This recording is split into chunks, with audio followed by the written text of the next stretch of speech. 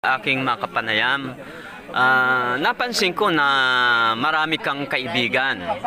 Yung iba, sabi tulad ng sinabi mo kahapon, may mga bumati sa'yo. Hindi mo, kanina, magkasabay tayo, may mga bumabati sa'yo. Pero ang tanong ko, kilala mo ba lahat ng mga bumabati sa'yo? Yun bro, talagang hindi ko kilala mga aktor, hindi ko kilala mga ngayon. Siguro, mga sabi kasi nila, paano mo ko nakilala? Sabi ko, follower daw sila. Kaya kahit na saan ako pumunta, may nang bumabati. Ayan si Kuya. Hanggang sa buwan, pumunta kami, nag-ride kami, may bumati sa akin. May tanong nga pala ako. Mayroon din. Paano ka nagkaroon ng maraming kaibigan? Kasi napansin ko na sa tuwing very friendly ka, no, sa kumbaga compare to other bikers, lagi kang bumabati, na nagtatanong ka o nangangamusta ka. Ano naging reason na bakit ka naging friendly sa mga bikers? Okay, magandang tanong yan kasi actually nung naging vlogger ako since nung pandemic nandito kami. Naging friendly ako kasi ang daming tao dito. Kaya lahat ng mga tao ay binabati ko sila at nakikipagkilala ko sa kanila. At iba naman talagang nagre-response naman sila hanggang ngayon. Mga kaibigan ko lahat ng mga tao rito. Kaya walang galit. Wala. Kasi ang sabi ng Bible, sabi niya, do not be overcome by evil, but overcome evil with good. Kaya na hindi maganda yung pinakita nila sa akin, papakita pa rin ako ng maganda. At later on, sila naman ay nagiging mabuti sa akin. Kaya hanggang ngayon, mabubuti pa na sila. Kasi napansin ko rin na mas marami kang kabatian, kaibigan, yung mga kahit sino. Kumbaga, wala ka bang pinipiling maging kaibigan? Ay, wala. Babae at lalaki, mga matanda, mga bata, talagang lahat yan ay kinakaibigan ko.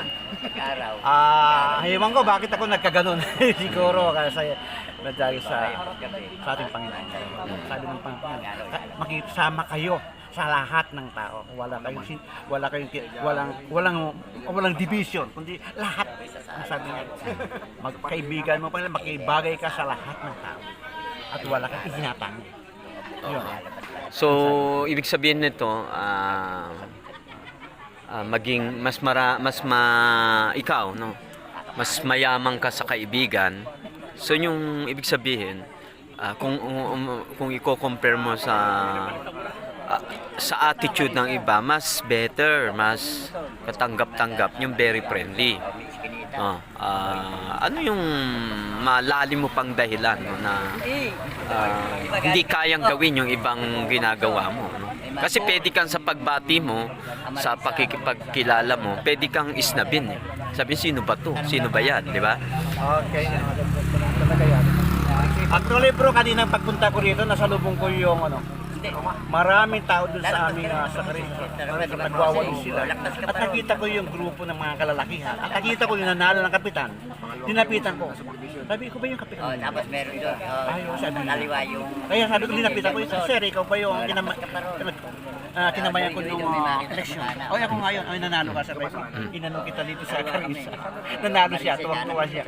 Kaya yun, talagang hindi, kumbaga sana nawala yung takot na pag-approach ko sa mga tao. Bata ka man, matanda, politician ka naman, o mataas ka naman ng tao, o mababa.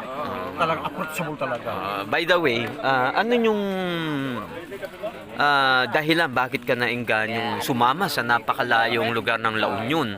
Samantalang pag bago ka umakyat dito ng Amihan, hindi ka makakit, namamahinga ka doon sa 2 beses kaya tang humihinto. Bakit, ano yung nagtulak sa'yo? Bakit napilitan ka sa long ride?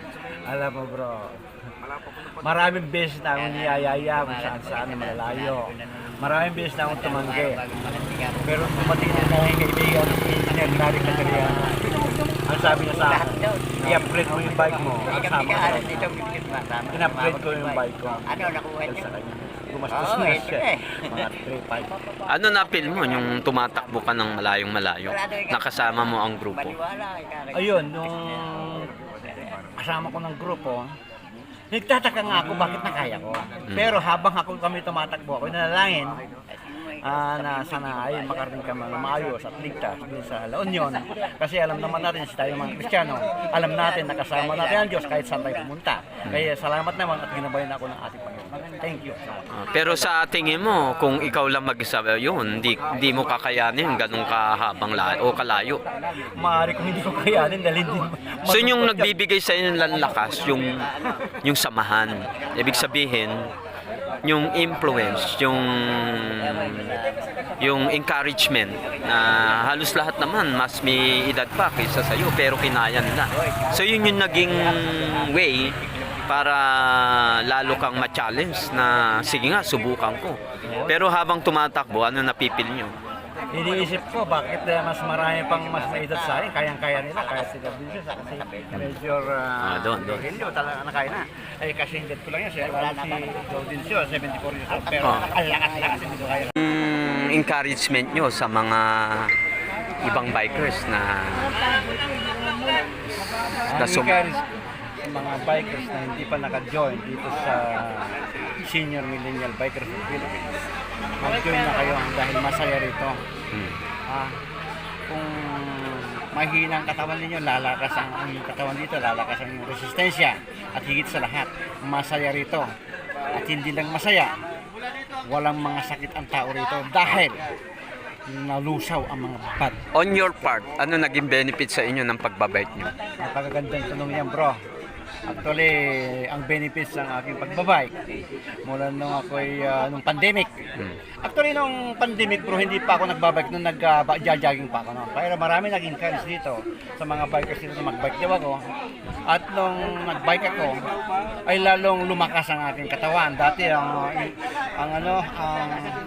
size ko 94 kilos. Ngayon 83 na lang. Dati ba 10 kilo na. Dati ba kayong may sakit? Ano yung nagiging maintenance nyo na gamot? Actually, ang maintenance ko dati, kala ko nga mamamatay na ako ng pandemic dahil napakataas ang aking blood pressure.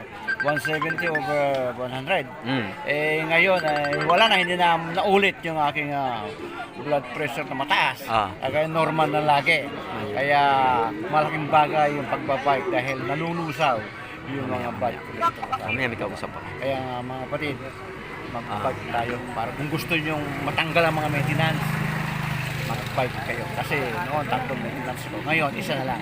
Saan na? Pinakamababa. Kasi sabi ng doktor, huwag alisin yung kahit mababa lang. Okay. So ang medicine nyo ngayon ginagamit, biking na?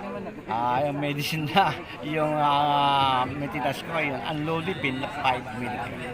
Hanggang ngayon, hindi na tumataas ang aking blood pressure.